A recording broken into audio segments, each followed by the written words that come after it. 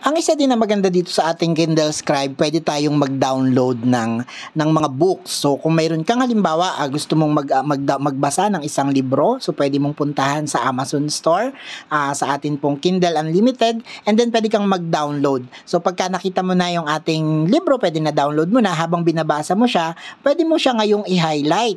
Ayan, pwede mong i-highlight yung isang parte nung kanyang